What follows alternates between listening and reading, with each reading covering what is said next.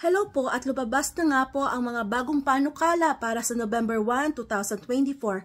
Para sa mga student visa holder, kailangang makakuha ng CLB-7 or Canadian Language Benchmark sa mga nag-aral at nagtapos sa universities ng mga bachelor degree. At para naman sa college ay kailangang makakuha ng CLB-5. At para naman ma-approve ang inyong mga student permit application dito sa Canada, kailangan ang mga kursong pag-aaralan nyo po ay nasa master degree, doctor, at lawyer at iba pang mga nasa list na nasa IRCC para ma-approve po ang inyong student permit.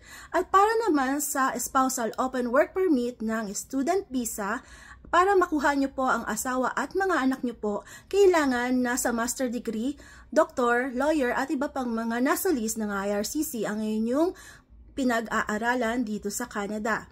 Para naman sa mga temporary foreign workers ay maghihigpit na rin po ang pagkuha ng asawa at mga anak at ang pwede na lang pong makapasok dito sa Canada pagkaraan ay ang mga nagtatrabaho po sa construction or mga construction worker at yung mga nasa health at iba pang mga nasa list ng IRCC. So, iyan po ang mga pagbabagong magaganap sa mga susunod po simula sa November 1 at mga susunod na mga buwan at taon.